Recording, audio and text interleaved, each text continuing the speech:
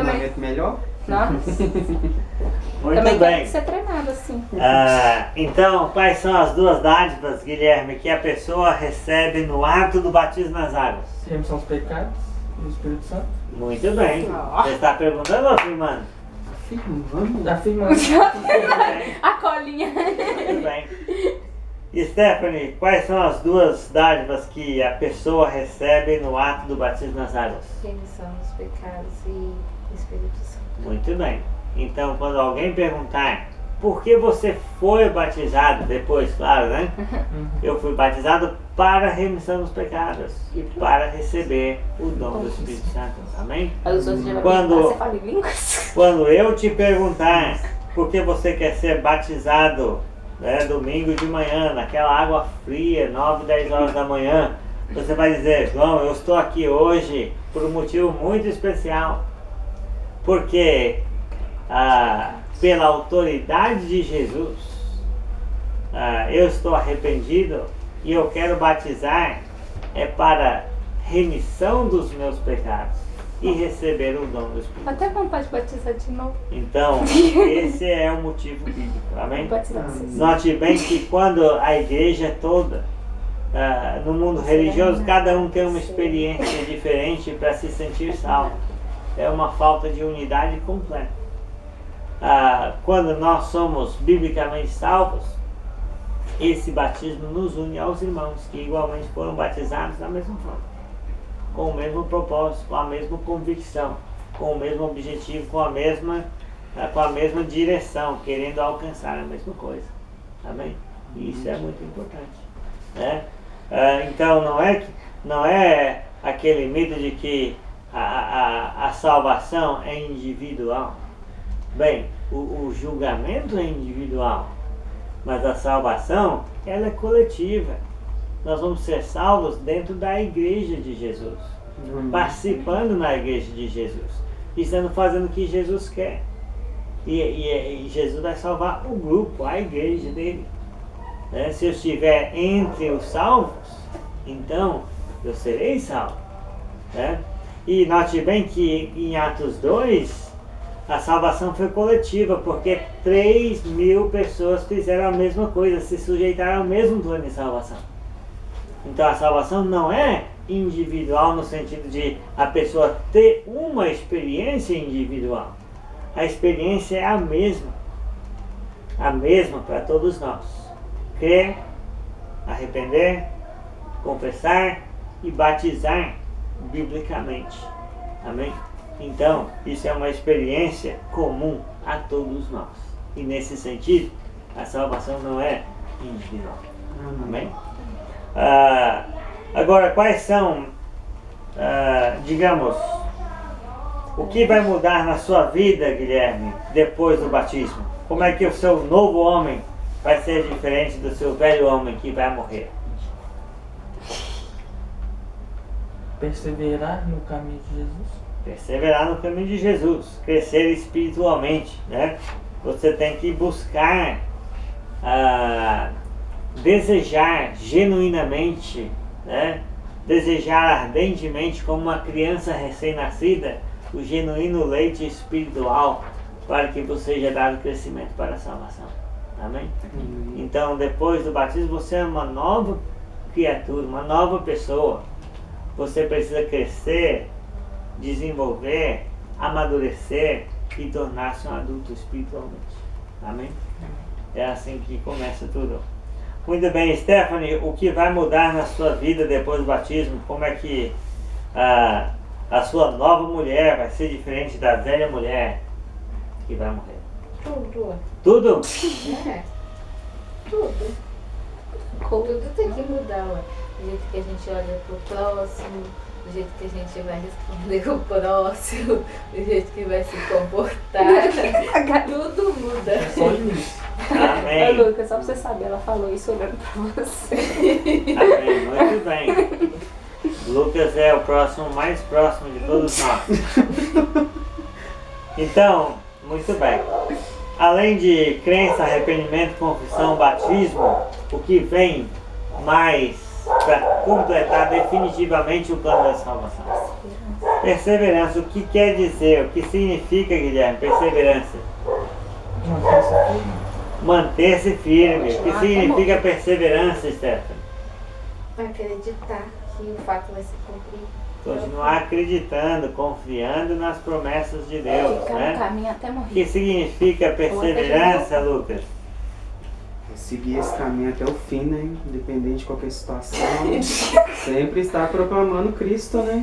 Amém. Independente do próximo, né? Seguir esse caminho até o fim, né? Proclamando Cristo, independente de situações difíceis que certamente virão, Com né? certeza. O que significa perseverança, Fernanda? Ah, que bom, você perguntou pra mim. Pensei que você não ia perguntar. Vou contar tudo. Tudo bem. Perseverança é continuar no caminho do Senhor até ele voltar ou até a gente morrer. Muito bem, isso mesmo. Agora, Guilherme, você entende que não pertence mais à igreja da qual você está saindo? Não. A uma denominação? Eu nem frequentava. E Ele tá você, saindo do mundo. Stephanie? Também não. Não? Também não? Tá Muito saindo bem. do mundo. Então você entende que está saindo do mundo? Né? É Muito mais bem. fácil, tá vendo? Agora, qual é a igreja, Guilherme, que você irá pertencer depois do batismo? Cristo. A igreja de Na Cristo. ponta da língua, tá vendo? Não, a gente não era assim, não. Ó. Muito bem. Que é isso? Qual é a igreja, Stephanie, que você vai pertencer depois do batismo? Já que ele falou Pode isso, colar. eu vou Pode colar, completar. pode Eu colar. vou completar a primeira igreja do primeiro século. A igreja de Cristo, a mesma que ele edificou no primeiro século, né?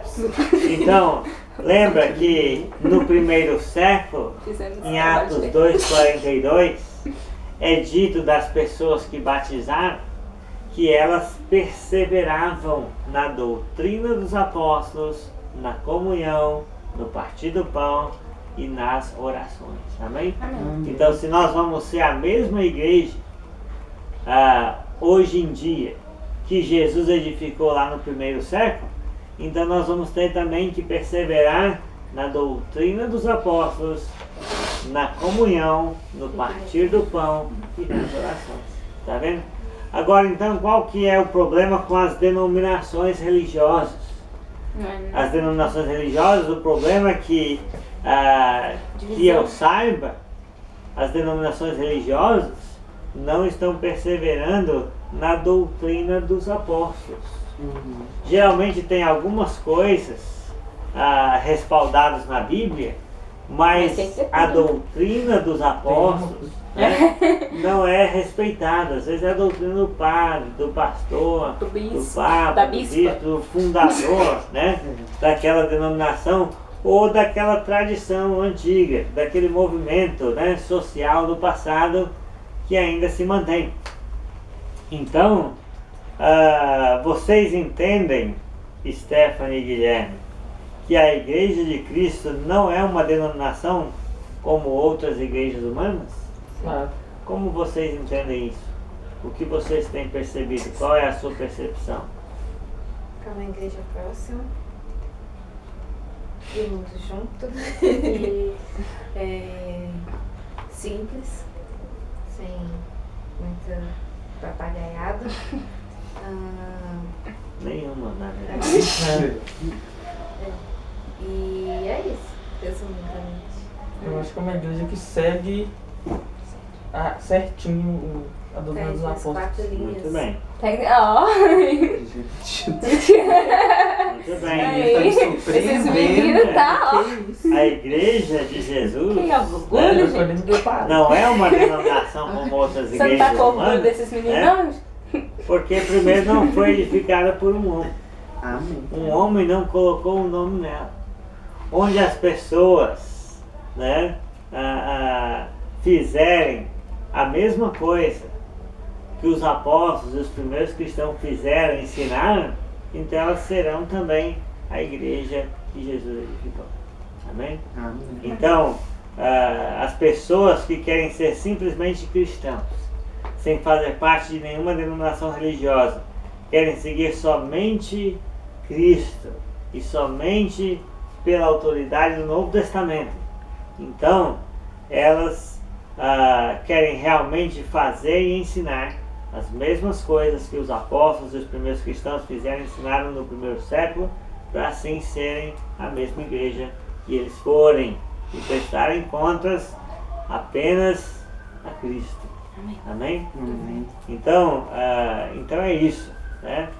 As pessoas não são perfeitas dentro da igreja de Cristo, mas acreditam que o Novo Testamento é perfeito para nos guiar em toda a vontade de Deus e nos aperfeiçoar e nos manter dentro das quatro linhas, né? Dentro do padrão, dentro daquilo que Deus limitou, estabeleceu e determinou para que nós fôssemos sempre o seu povo, a sua família, o seu reino, a sua casa, a sua igreja. Amém?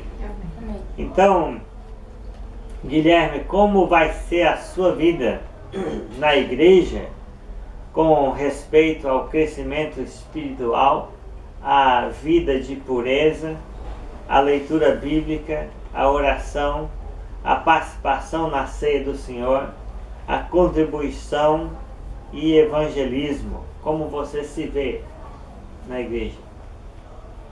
Eu acho que tentando fazer 100% parte. Isso foi uma afirmação? Muito bem. Afirmação. Então, Stephanie, como vai ser a sua vida na igreja com respeito ao crescimento espiritual, a vida de pureza, a leitura bíblica, a oração, a participação na ceia do Senhor, a contribuição e evangelismo? Vai ser um crescimento a cada dia, João, porque, vou ser sincera, eu sou uma pessoa bem, assim, sabe? E muito resistente a, tipo, falar da minha vida pessoal, que lá eu vi que tem esse contato, tanto é que no pedido de oração a gente fala do que está acontecendo com a gente e tal. Nessa parte eu vou crescendo aos poucos com a presença de Deus, porque eu tô sendo bem sincera com você, eu sou bem assim, eu tenho muita dificuldade de permitir as pessoas entrarem na minha vida e eu falar sobre ela. Então vai ser o crescimento aos poucos. Eu acredito que eu consigo chegar lá, mas vamos lá, crescendo, vou dar um passo cada vez, não vou dar maior que a minha perna não, porque se eu dou maior que a minha perna eu caio. Dá um passo a cada dia. Né? E em questão de me doar, eu vou me doar. Assim, tá precisando de mim, eu tô lá pra servir a Deus, não é? Amém. Possível. Muito bem.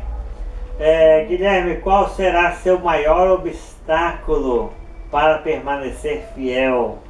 Família, amigos, trabalho, vícios, pecados pessoais, diversões, etc. Eu acho que diversões um pouco. Por quê?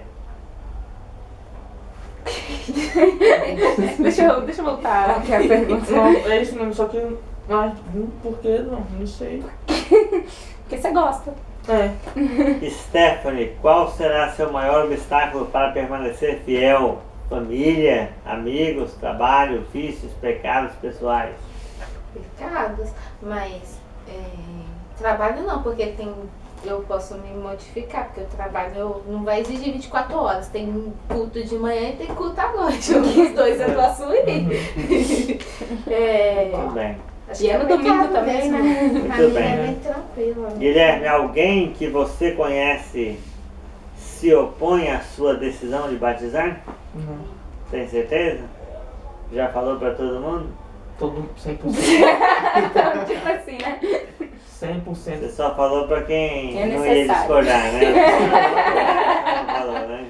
Mas eu acho que se eu comunicasse para 100%, eu acho que ninguém ia discordar. Muito bem, muito bem. Vamos ver depois. Né? Stephanie, alguém que você conhece se opõe à sua decisão de batizar? Eu já Seguir falei a só Cristo? para 3 pessoas que eu considero importantes, então eu não sei. Muito bem. alguém pode impedir você de ser batizado? Não, só eu mesma. Boa resposta. Muito bem. Então em Apocalipse 3, 15 e 16, Lucas, leia para nós Apocalipse 3, 15 e Você 16. já tá, né? Conheço as tuas obras, que nem és frio nem quente. Quem deras fosses frio ou quente, assim porque és morno, e nem és quente nem frio. Estou ponto de vomitar-te da minha boca. Muito bem, hoje já falamos de vômito duas vezes, né? Uhum. O cão voltou ao seu próprio vômito e agora o próprio Jesus dizendo que, né, aqueles cristãos mornos dão náuseas nele e eles se tornam insuportáveis, né? Ele Então gosta da coisa pegando. você, Guilherme, vai ser quente, frio ou morno? Quente. Tudo bem. Né? E você, Stephanie, vai ser quente, fria ou morna? Eu sou uma pessoa morna hoje, mas vou buscar me esquentar. Esquentar, amém. Tudo Eu bem. tenho que ser sincera. Então, Vou fervendo, mas... Se você, Guilherme, vai ser um cristão morno, é melhor nem se batizar, né? Porque somente causará problemas para Deus, para a igreja senão Deus vai ter bom. e para você mesmo, né? Então, se você for um cristão, seja parte da solução e nunca parte do problema da igreja. Amém? Stephanie, a mesma coisa para você, tá bom? Tá bom. Então, né, pense bem, né? Mateus 18, 15 a 17. Dessa O vez. que vai acontecer se vocês não permanecerem fiéis? Né? Mateus 18, 15 a 17. Se teu irmão pecar contra ti, vai arguí-lo entre ti e ele só. Se ele te ouvir, ganhastes o teu irmão. Se, porém, não te ouvir, toma ainda contigo uma ou duas pessoas, para que pelo depoimento de 2 ou 3 testemunhas, toda palavra se estabeleça.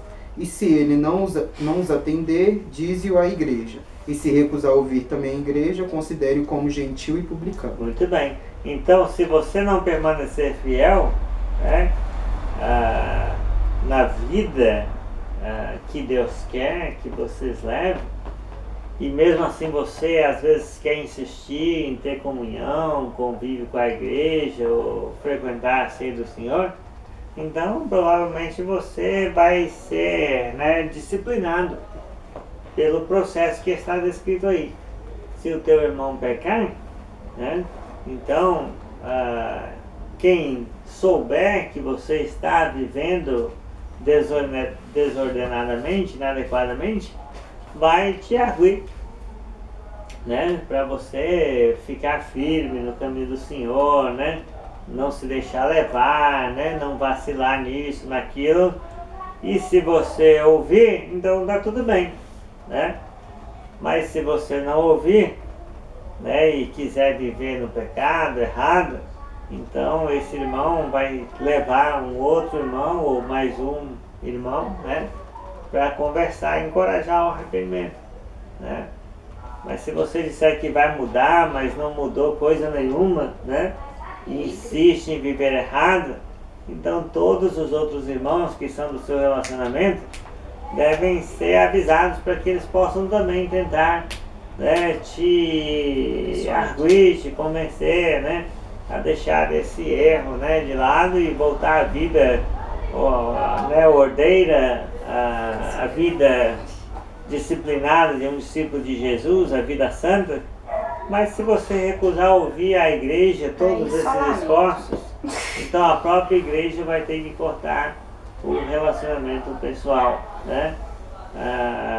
Porque a igreja não é um grupo de hipócritas. A igreja é um grupo de pessoas que levam Cristo a sério, querem viver o máximo dentro da vontade de Deus, né?